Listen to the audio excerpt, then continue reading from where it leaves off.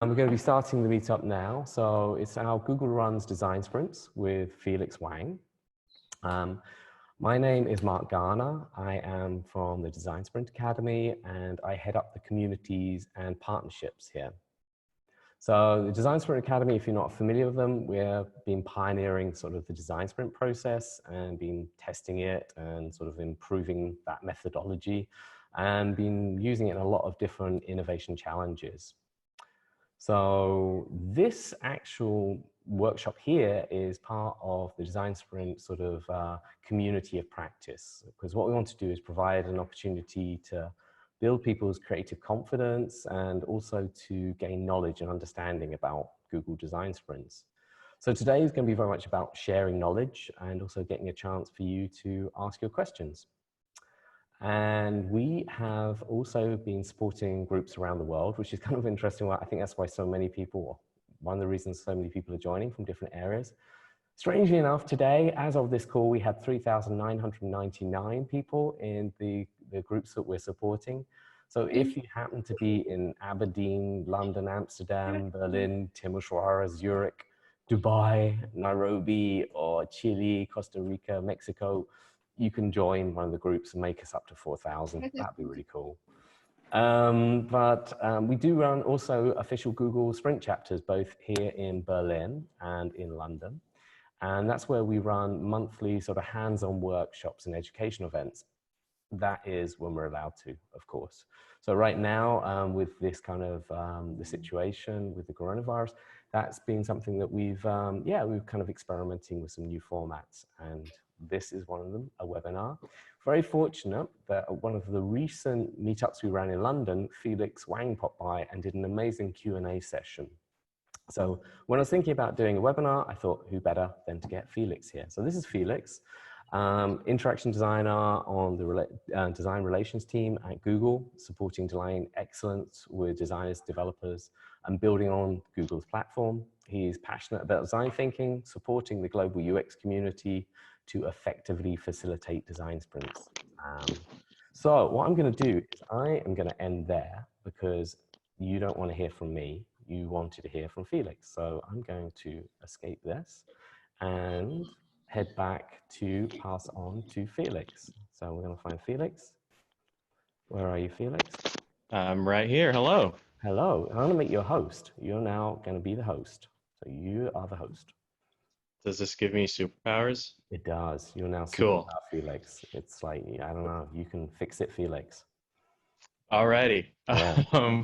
Let me just share my screen here and I'll just dive into the presentation. First of all, hello everybody. Good morning, good evening, and good night in some locations. My name's Felix. As the slide previously listed, it's quite a mouthful, but all you need to know is I'm a dude who runs design sprints at Google. And I'm also, in my other capacity, I'm a UX designer. I'm on the design relations team, and I also am an internal trainer at Google's Sprint Master Academy within it's an internal facing facilitation training program where we try and up-level designers in various different teams within the company to run design sprints the Google way. That's me when I was 6, I think. I was almost named Jason, but my parents decided to name me Felix and stuck with that name, but I love it. And here I am sharing that with you. Alrighty. Cool. So for today's session, I really want to get to your questions, but before that, I have just a quick overview of what Google Design Sprints are, the intricacies of the various stages. I'll also talk a little bit about how this methodology came to be, what is the overall evolution of it, and then at the very end, I'll end with a couple of things that I'm really excited about that our team is pursuing this year. So that's my presentation, and I'll try and leave as much time for Q&A at the end as possible. Awesome. So what is a design sprint? Overall, it's a framework started at Google for answering critical business questions through design, prototyping, testing ideas with users. The main thinking here is instead of dedicating a lot of resources to build and launch a product and then bring back learning, what are some things that we can do to shortcut that process so we can test and iterate, learn and build all that in a very quick and efficient way. Within Google, the design sprint framework that we practice is a 6-phase framework, a little bit different than what is outlined in the sprint book. But the 6 phases are understand, define, sketch, decide, prototype, and validate. And I'll talk a little bit more about these different phases later. Also, not to lose sight that even though it's a 6-phase framework, there is some work and a healthy amount of work that as practitioners you have to do in the planning phase up until you actually run the design sprint. And then there's also a follow-up phase at the end that you, as a facilitator running design sprints, you're tasked to do. There's a lot of different methods that you can kind of swap in and swap out in each phase. I'm not going to go in detail on all of these, but this is just to show that as a facilitator, when you're putting together a design sprint, there are things that you can use to fine-tune and mold the framework and mold the process to fit your client, to fit your corporate culture, or to fit the challenge at hand. So when can you sprint? You can either use it at the beginning of the product to create and define a shared vision.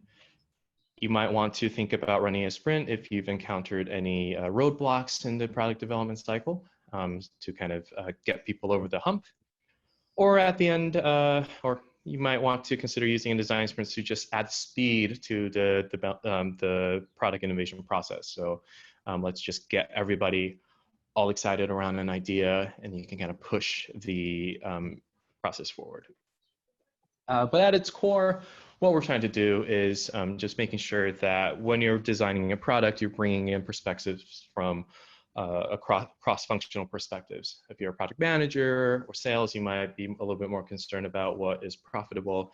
If you're a researcher, you might be a little bit more concerned about what people are interested in. And then if you're sitting on the engineering org, you might be a little bit more interested in what is actually feasible to build. With the design sprint, we're trying to bring in all of these different perspectives all together and then align the team, get people excited, and then we can shape whatever world we decide to shape at the end of this. It's also about painting the future. If we can all understand where we are right now, and then we can all think about where we want to go, once we align on these two things, then naturally you can kind of see a path of how can we get to where we want to go as a team together. And it's also customized for the stage in your product's life cycle. It's not just a end-all be-all. Depending on where you are in your project, you might want to consider running a different type of sprint. And I'll talk a little bit about this afterwards. But this is all to show that even though it's 6 phases, it sounds a little bit rigid. Again, you as a facilitator, it's up to you to decide how you want to run a sprint, what type of sprints do you want to run, and then what methods or exercises you want to build in when you're running the design sprint. Not all design sprints end in very positive outcomes. If you have a win, if you succeeded in the product and you got like good validation, go for it. Congratulations, you did a great job. But more often or not, as a team, you might encounter either flawed successes through running the sprint. Through running the sprint, you realize that there might be some other things that you can fine tune. Or you might run a sprint where it just ends up not netting out any positive epic wins. That being said, the failure itself is a success because you got the team to coalesce around an idea, test out a bunch of stuff, and then through that you generated a lot of learnings. So even though it might not be totally successful, if you take a step back, you realize what are mistakes that the team made and you don't have to repeat those mistakes later. So it kind of is a success. And we'll kind of talk about this more as well. But one thing that I wanted to touch on is just how did this methodology come to be? And I'm gonna pause there.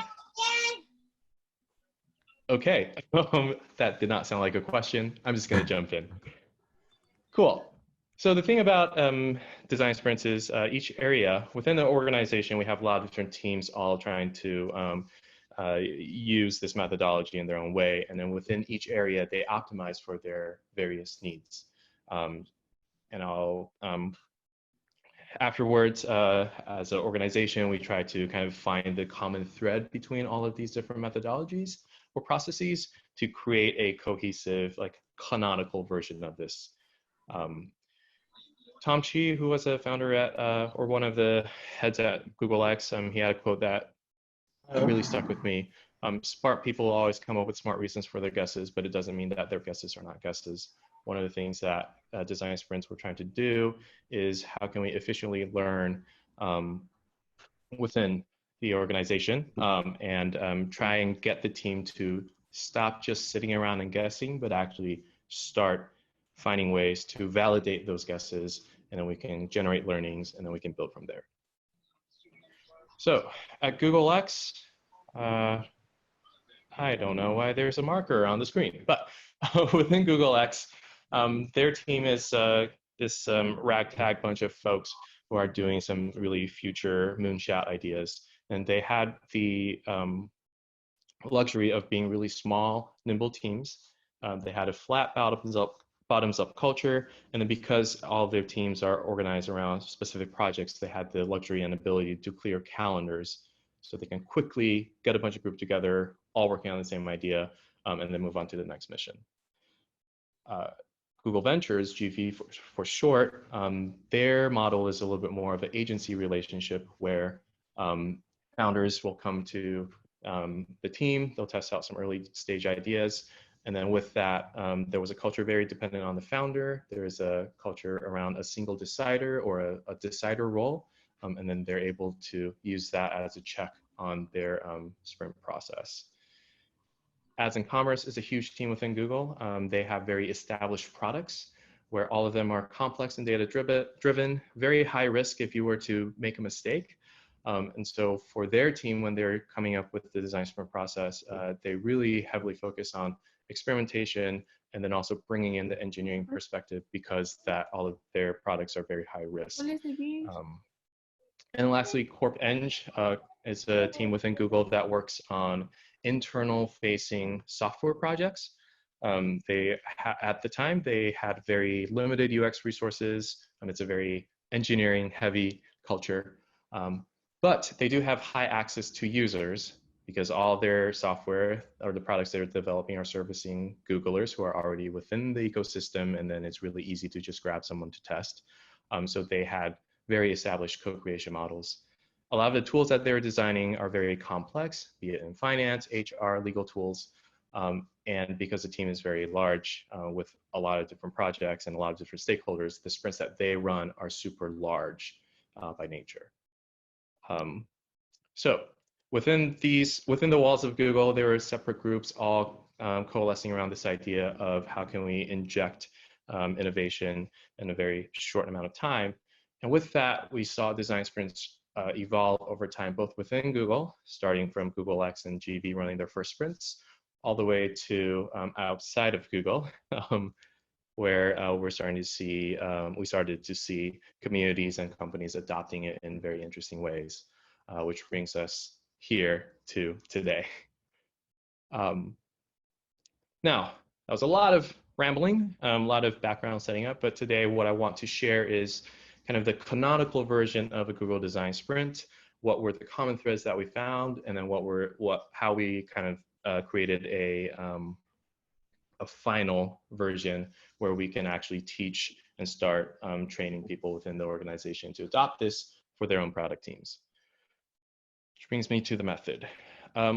Every design sprint starts off with a sprint brief, where it's this idea of, well, what is the main challenge that we're trying to tackle? And then what are the deliverables that us as a sprint team, after this set amount of time, that we want to deliver at the end of our time together. For challenges, it's good to kind of think of it broken down in goal. What is the thing that you're trying to achieve? User type, who is this thing for? Platform, is it iOS, web, Android, or something else? And then time frame, at what point are you trying to launch this product?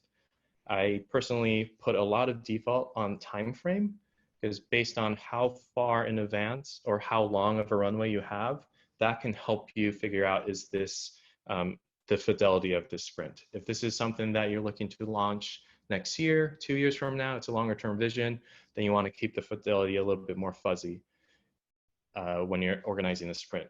If this is something that your team is looking to launch next quarter, then for the sprint, you want to hone in and focus a little bit more on the details and have a little bit more granularity to the sprint itself. So as an example, this might be an example challenge that you would create. Have a tool for product managers to document and track projects for launch in Q1 of 2018.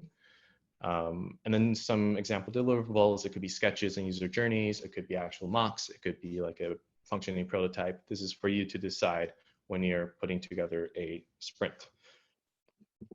It's good to have cross-functional teams because remember, we're trying to bring in different perspectives from different roles.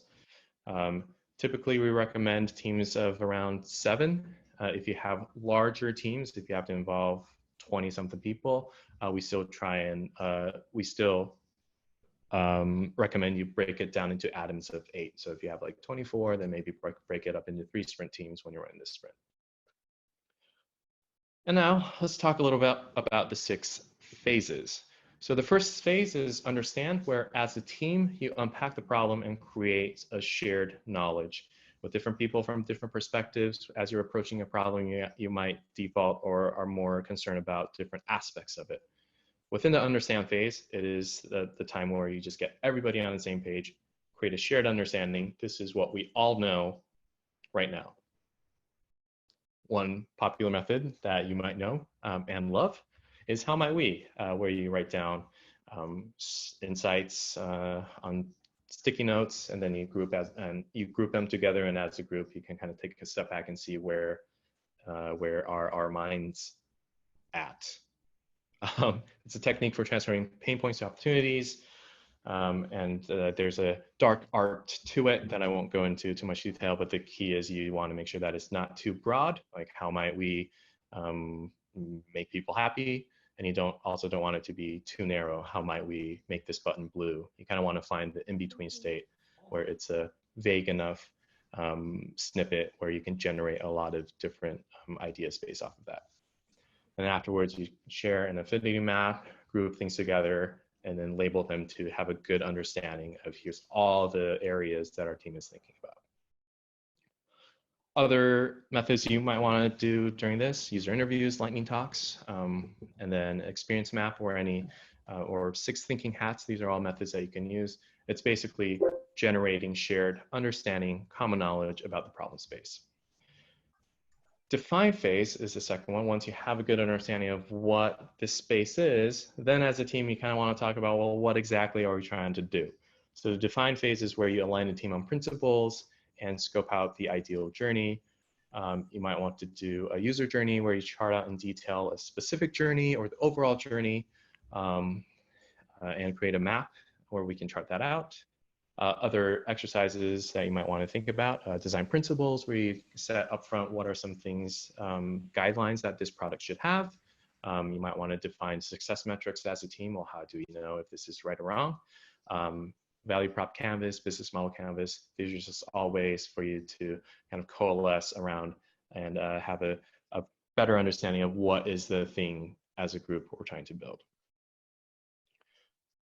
From there on, we go to sketch phase, where the idea here is to generate a broad range of ideas in a time-boxed format.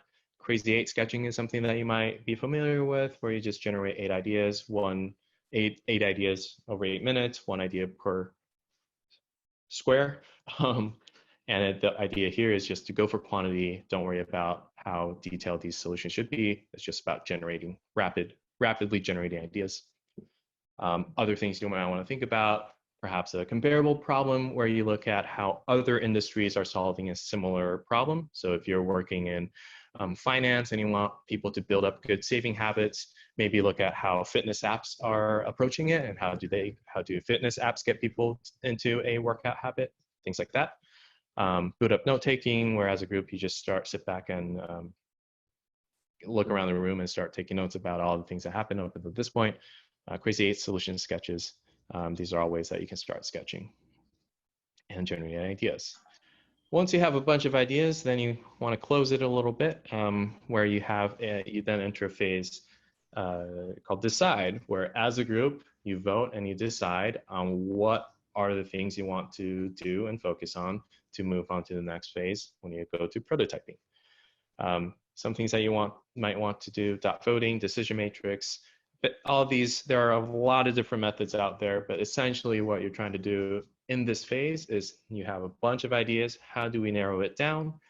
What are some matrices or guidelines that we need as a group to decide what ideas to pursue?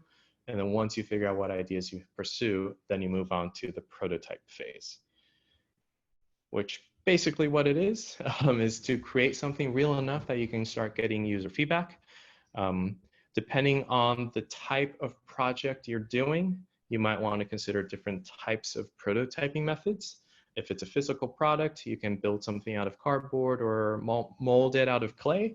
If it's more software driven, then maybe having clickable mocks or interactive prototype. If it's more process driven, maybe it's just something about a concept walkthrough and testing it with whoever you're designing the process for. Point here is there's a bunch of different ways that you can prototype things. As a facilitator, you need to pick and choose what method you want to use to fit the overall brief and challenge. And then takes us to validation, where it's the final phase of the sprint methodology. This is a time where you put your thing, the thing that you made, in front of people to validate and get their thoughts on it, and then see whether or not the ideas resonated with users. Again, a bunch of different ways that you can do that, but the point here is you want to put it in front of people, get some feedback, and then generate learning so that as a team you can then learn something from it, decide whether or not this path is still valid to pursue. And if so, go ahead and do it. If not, maybe you'll go back to a drawing board and think of something else again.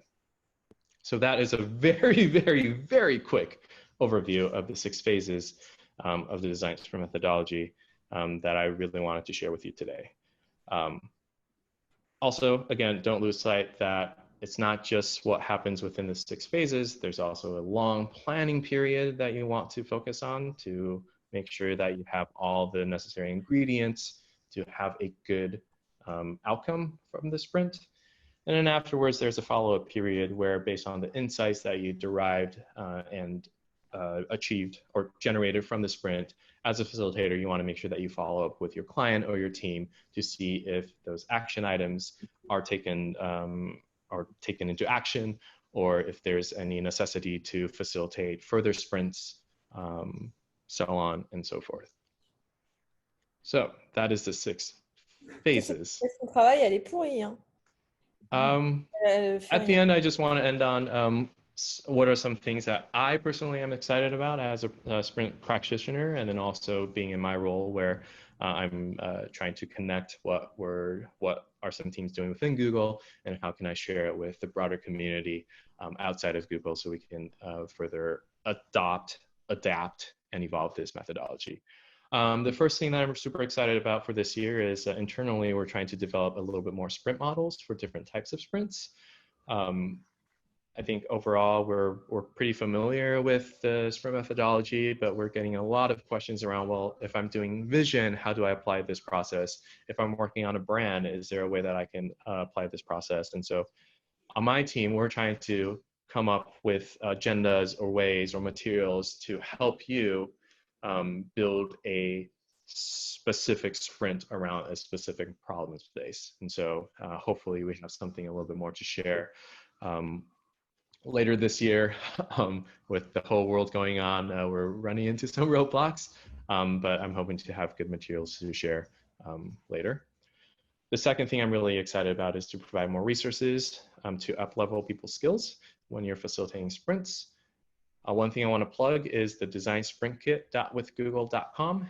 That's a site that our team is handling, where on there you can see all of the methods that I've described or quickly touched upon in my earlier conversation there. You can find case studies as well, and you can also see existing sprint models that we have on this site. So there's example slides there, there's example agenda that you might want to download and play around with. But yeah, we have a lot of really exciting things planned for later this year once we launch on the site, and go check it out. And then the last thing, this might be a call to action for everybody on this call, but one thing I'm also excited is just to evolve the methodology with everybody. We're starting to see that over the past couple of years, more and more people are adopting design sprints, and they're running it in very interesting ways. They're running it in their own way, and there's starting to lots of excitement around. I have a lot of excitement around what the community is doing, and I would love to hear more. So if you have a very interesting way that you approach sprints, if you have some really cool experiments that you're doing that you want to like share with me, feel free. I'm all ears. And that, I believe, is all I have as far as prepared remarks goes. I'm gonna stop my screen share because I really want to make sure that we have a lot of time to answer some questions that you might have. Okay, well, there we go. Brilliant. That was really brilliant. Thank you so much for that. And I think there's definitely an awful lot of questions now. The first question that I definitely have to ask you is, will you be sharing your slide deck? That seems to be coming up an awful lot. Yes, I will. And you might need to edit it. I'm not sure, but. Yeah, I will share the slide deck. I was trying to get it all set up earlier today, but don't worry, it'll happen. Yes, okay, you just made a lot of people very happy there. So we collected a lot of questions. We had a type form where everyone submitted some questions, and I thought maybe that would be a good place just to kick off with a couple of questions to start with. And one of them was about the actual facilitation process. Mm-hmm. So I quite like this one, but when you started out as a design sprint facilitator, what were your most unexpected learnings? Mm-hmm. Cool. I see someone just asked my background too. Before my current role, I was a UX designer on various different teams. First started off my career on Google Wallet, and then I moved to Google Classroom, and then started facilitating sprints there. When I first encountered design sprints, I think it was the biggest learning I had was just how can you coach? What are some ways to coach people through this design process? I think my background, I went to school for visual communication design. I'm pretty open and familiar with just all these different design workshop-y type of exercises that I did in school.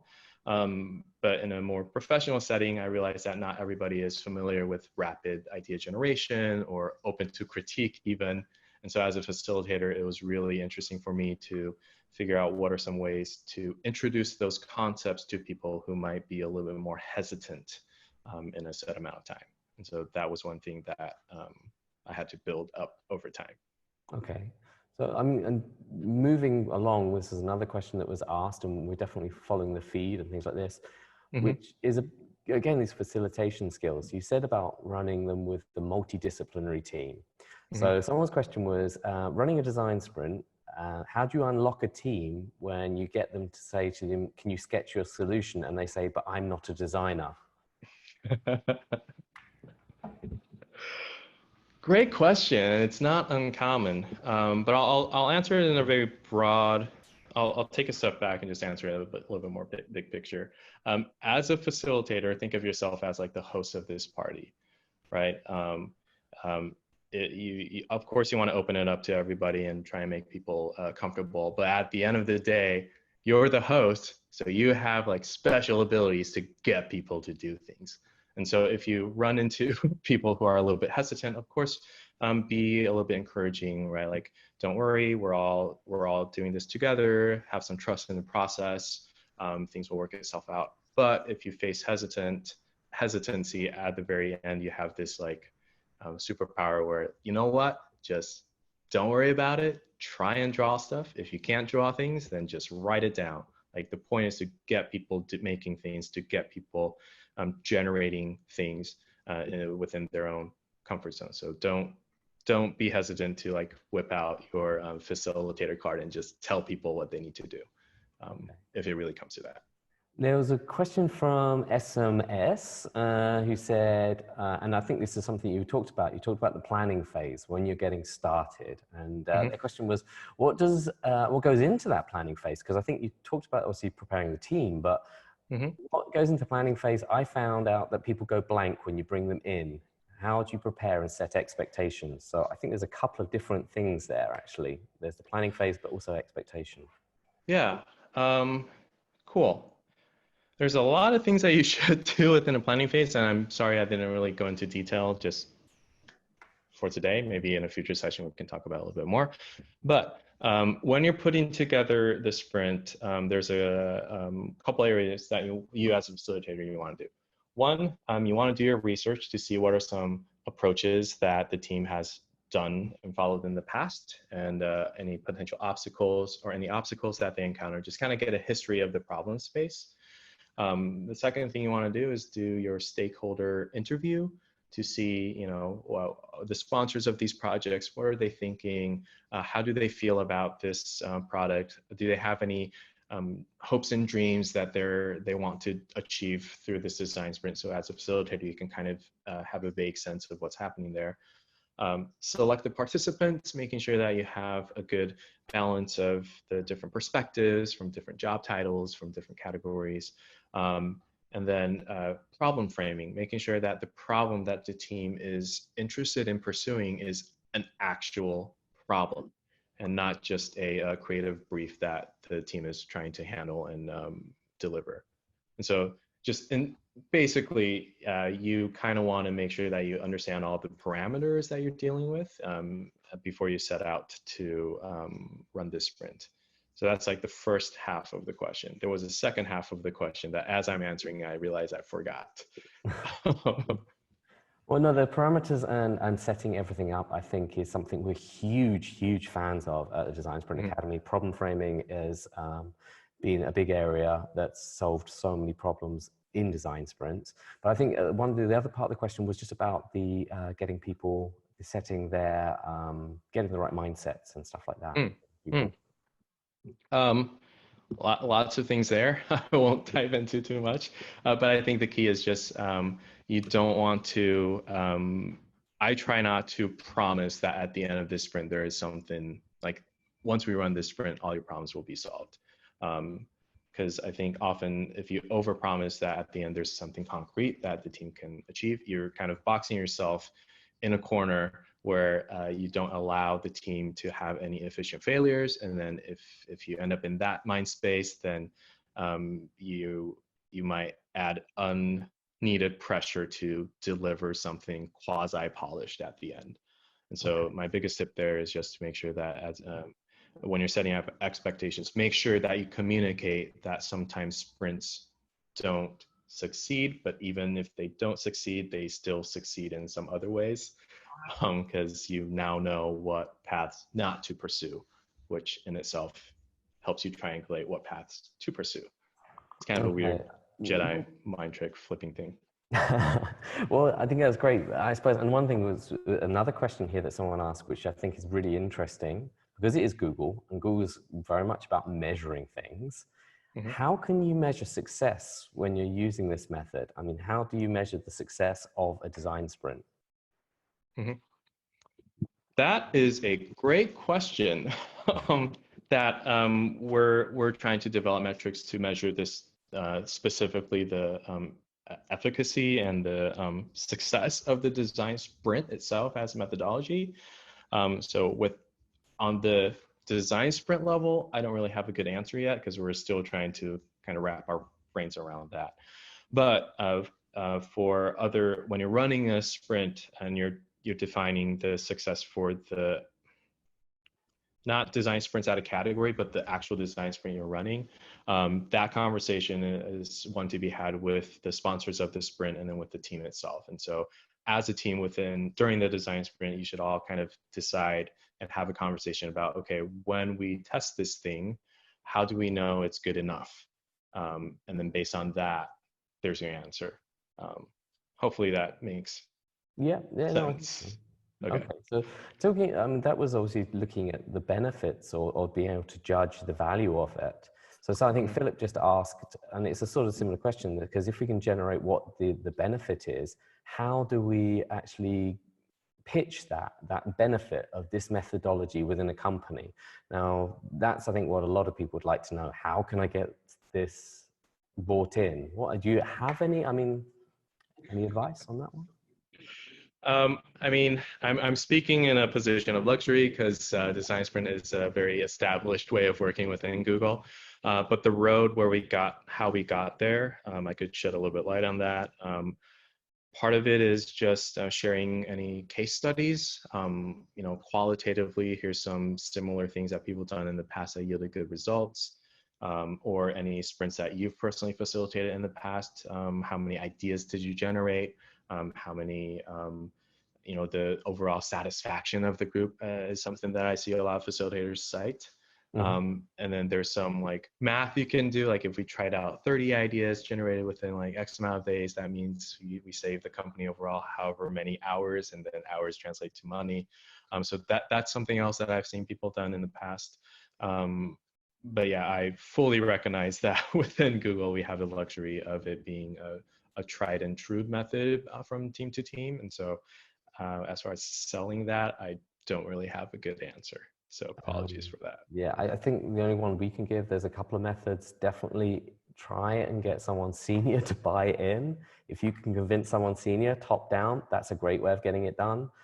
And sometimes maybe doing a smaller workshop, like problem framing is a great technique for demonstrating value and getting management to see how much can be achieved in a short space of time. But there's, I think maybe it's time we have to address this elephant in the room, Felix. Let's do it. Okay, there were so many questions about remote. I mean, how many people, I think loads of people want to know about remote design sprints. We talked earlier about this. I know well, give us your thoughts on remote design sprints. I'm gonna leave that one open to you. Run with it. Great question. I've started a project within Google to just try and figure out what are some tips and tricks that internal facilitators are using in this new world where remote working is a hot topic, and it's definitely a challenge that we're all running into. I'm hoping to put together some more concrete materials to share broadly in a couple weeks. But so far, when you're running a remote sprint, there are some things that you want to consider. The first thing is making sure that if you want to do remote, everybody should be remote. You can't have like a subset of group of people meeting in person in your apartment and then everybody else are on their devices. You want to make sure that you have an equal footing and everybody is all on their devices. Another thing too is to keep in mind that because people are remote and there's a lot of things happening in their own environment, like right now there's an ambulance going by in my apartment, there's a lot of distractions. And so when you're running workshops and when you're doing these phases, make sure you break it down into smaller chunks. You don't have the luxury to have everybody in a room for 4 to 5 hours. Break it into like an hour or 90-minute chunks. And then with that, make sure that you have ample time for people to work on their devices alone in their own time, and then return as a group to deliberate later. So these are some things that I'm starting to see that teams within Google are doing a very good job at. And I'm still in the process of like synthesizing everything. But those are some things that you might want to consider. As far as other resources goes, I mean, there's a lot of different resources online that people are sharing. I think they're just all good. So go check it out. I know that seems like a very broad answer, but yeah, that's where we are right now. Yeah, I think it does seem like everyone is just in the process of figuring this out. This is a huge test. We're suddenly pushing software a lot harder and people are adapting to new tools. So it's going to be really interesting to see what comes out of this. One of the things I know you're very keen on is, and there's some questions here, it's about the kind of the human-centered design methodology and the differences between that and say Google's design approach. I'm not sure who wrote that question, but there seems to be they wrote, this seems similar to the human-centered design methodology from IDEO. Can you describe some differences and the motivation to use the design sprint as an alternative to human-centered design. So I'm not sure who wrote that one, but. It is from the same tree, I would say. A lot of the principles are the same, and when we first, the evolution of the design sprint method was trying to bring in some successes that we've seen IDEO done within the company, and just kind of cap it with some more Google-friendly vocabulary to push it internally. So that observation is very, very good. It is kind of all the same deal. Design sprints is very much born out of the human-centered design tradition and history. I think the slight difference there maybe is just having a more set framework where it's easier to package and then to tell people, well, here's the set phases that you go through. But at the end of the day, it's same but different, but same. It's the same thing. Yeah, but same, born of the same origin and history and same practice. I think sometimes I kind of like how you can introduce design thinking by stealth. You actually do a design sprint, everyone goes, oh my God, this is great. And you go, yeah, that's design thinking. And it's like, oh, so it's more like design doing rather than that. How about getting into the sort of challenges that design sprints are good for? So how do you actually choose the right challenge for a design sprint? What would be the criteria? That's a broad. Sorry, it's a broad one. Yeah, it's a broad one. Let me see if I can. I'm just gonna start talking, and then we'll see if I get to an answer at the end. That's good. Yeah, but for me, when I am asked to facilitate a design sprint for either my team or some other teams, the first thing the thing that I'm trying to get to is, do people already have an idea of what they want to do? Because if they already have an idea of like making this, this specific interface or facilitating a very particular user story, and all the mocks are there and all of the ideas are there, they're just trying to create this environment to sell their idea, then that to me is not a good environment to run a design sprint. Because for design sprints, it's good for idea generation and then examining this problem from all these different facets. So yeah, the rule of thumb I use is, well, if you already know what you're going to build, why not just prototype, validate, and then we can go. We don't have to go through this whole understand, define, sketch, and decide phase.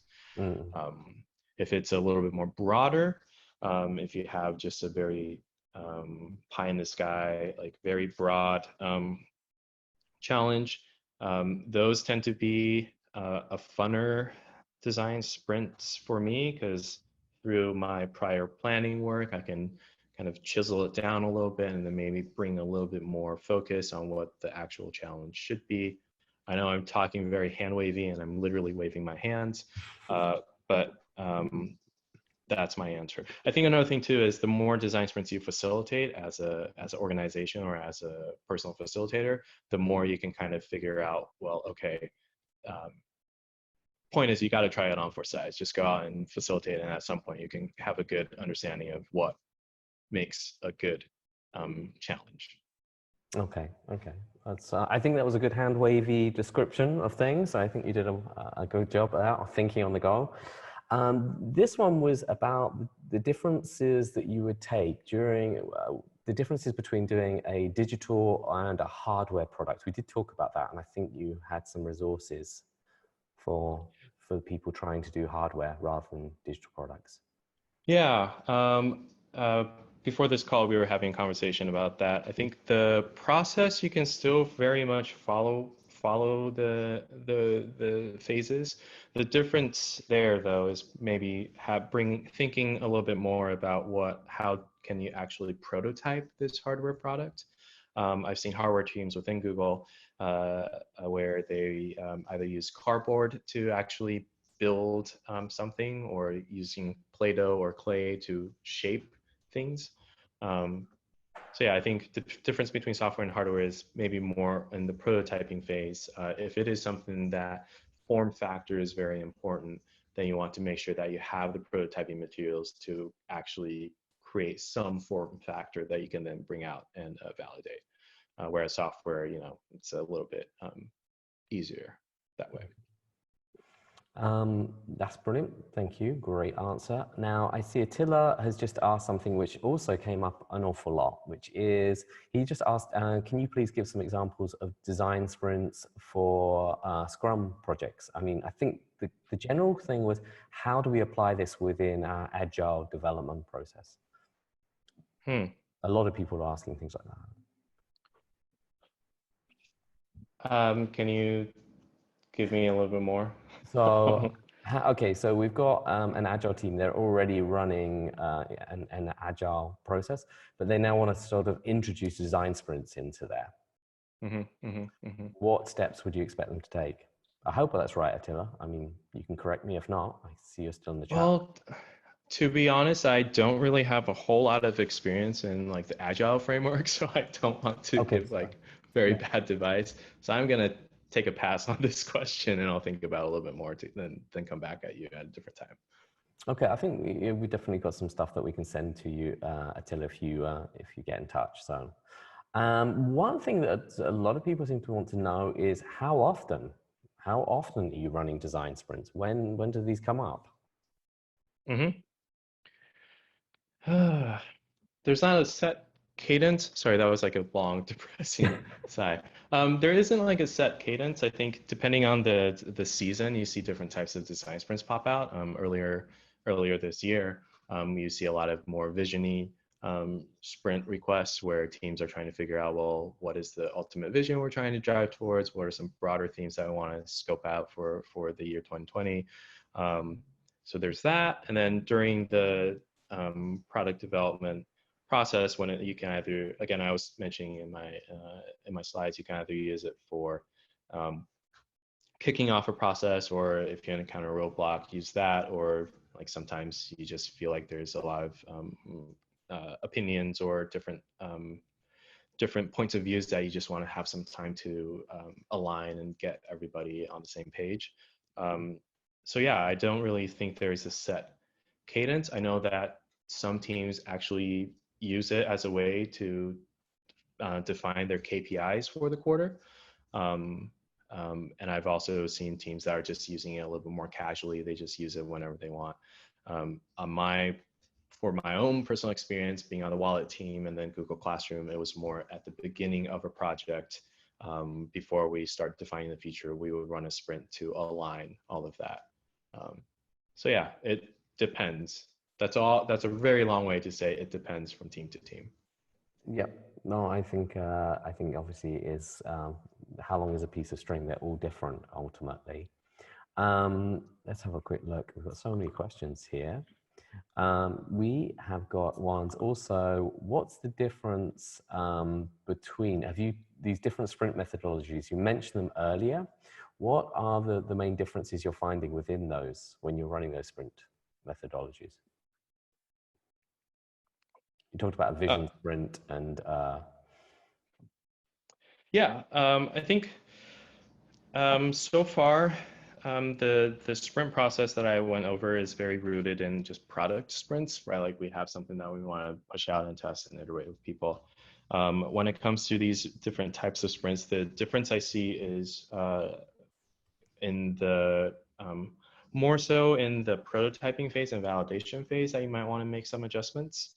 But the earlier part, and maybe like the sketch phase, you might want to come up with different ways to sketch out your ideas to be a little bit more concrete. In addition to the hardware prototyping that you might want to consider using other materials. For processes, I've ran a process sprint for my prior education team. And during that sprint, instead of generating crazy eights where it's just individual snippets of ideas, I actually asked participants to, during the sketch phase, to generate a bunch of different storyboards so you can actually capture the full-on process of a thing. That's very, very broad. Let me talk a little bit more. So the particular sprint challenge was around how can we onboard teachers to advocate for digital transformation within their school. And then when it got to the sketch phase, instead of just writing how might we's and generating that, we also did another round of sketching where I asked people to just draw out 6-panel comics. Like, in an ideal world, what are some touch points that you want? And then you use that as a way to focus and then decide. So yeah. Okay, no, fantastic. Right, I think we've really going to start wrapping up now. I think we've covered an awful lot. I know there's so much more. At some point, maybe we're going to have to do a part 2 for everyone. Yeah, so I think we're going to sort of wrap up now. And have you got any closing thoughts about? I mean, there were a couple of questions about predicting the future. Who can predict the future? But what things can we expect to see from Google later this year? Or maybe you talked about some things that maybe some resources or things people could use. Yeah, one thing that I'm really excited about is, well, at this point, I'm excited about a lot of different things, but for the remote in particular, I'm starting to see a lot of teams just kind of building templates and using tools to where the team is currently at. So using Google Sheets, using docs and slides to come up with different ways of facilitating. And I'm really excited to see where that is all going to settle. So that's the immediate future. As far as like things beyond this, I don't know. I don't even know what I'm going to have for dinner tomorrow. So it's hard for me to predict that long term. But yeah, more to come. Okay. For closing thoughts, well, one thing I wanted to quickly touch on, because I was seeing the chat bubbles pop up and also things moving around in the board. When it comes to like good facilitator skills, there's a bunch of things that we can definitely have a part 2 or part 3 to talk about. But really, I just encourage you to try it out, to actually just start running something. Earlier we were talking about, how can you advocate or build up this culture? And then Mark, you mentioned just start small. I think that is very great advice for not only to get buy-in of the overall methodology, but also for you as a facilitator, just start small. Work with people, maybe just start facilitating a how might we and then stop there. Maybe facilitating prototyping, stop there. Like break out the phases into individual things and just facilitate it at different times. The more you start doing things, the more you'll have a knack of what is your personal facilitation style. What are some things that you have a good idea and you're honed in on during the sprint process, and what are some things that you have to work on? It's really hard for me to just give you like, here's a 10-step plan for you to become a good facilitator, because even for me, I've been doing this for 3-4 years now. There are still things that I find that I can improve on and I can work on to be better. And so, yeah, as a closing thought, just go out and do it. Start with friends. Start with your buddies when you're like, try and do, and then we'll see.